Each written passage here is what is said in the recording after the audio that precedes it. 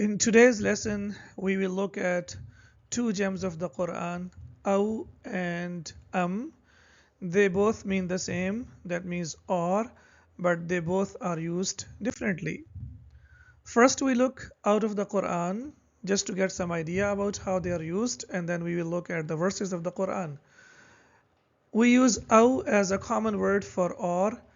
It gives options where any of them could be true or acceptable. It's like asking tea or coffee. Either is fine, so you use aw. In Arabic, you say ashay aw al qahwa, and whatever you want to drink, you will say ashay or you will say al qahwa. Both of them are possible. So here you have a choice. Either you say I want tea or I want coffee.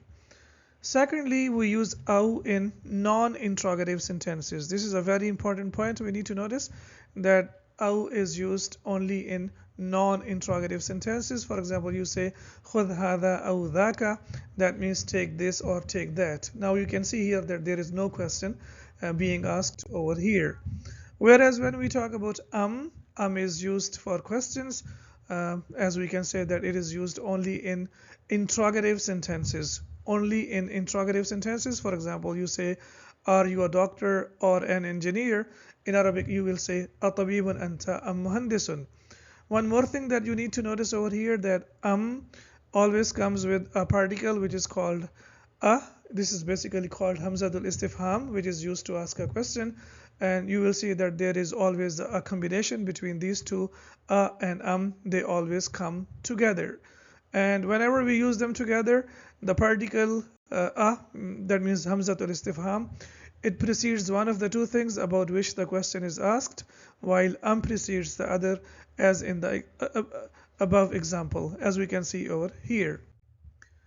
Now let's look at the verse of the Quran about the use of as Allah subhanahu wa ta'ala says in the Quran, ما ننسخ من آية أو ننسها نأتي بخير منها أو مثلها.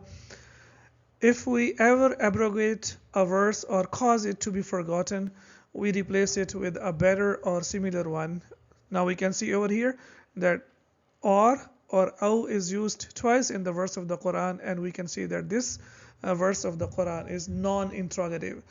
Similarly, Allah subhanahu wa ta'ala says, وَمَنْ كَانَ مَرِيضًا أَوْ عَلَى سَفَرٍ فَعِدَّةٌ مِّنْ أَيَّامٍ أُخَرٍ. But whoever is ill or on a journey, then let them fast an equal number of days, that is after Ramadan. Now we can see over here that aw is used in two verses of the Quran over here, and both of them are non-interrogative. Whereas when we talk about we can see here in the Quran, إن الذين كفروا سواء عليهم أأنذرتهم أم لم تنذرهم لا يؤمنون. As for those who persist in disbelief, it is the same whether you warn them or not, they will never believe.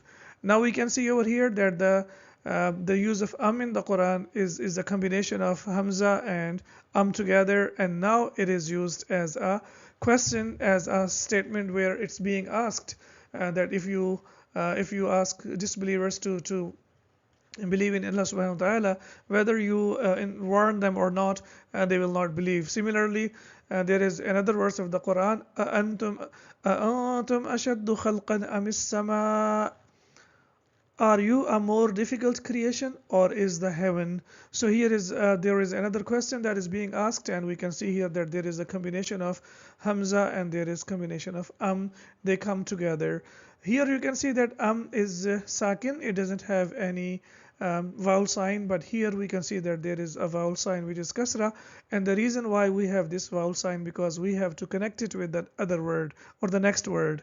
So whenever you want to connect with the word that starts with alif and lam, then you have to connect it with kasra. So we have a quick recap over here. Use aw for open choices. Use aw in non-interrogative sentences only, whereas use in interrogative sentences only.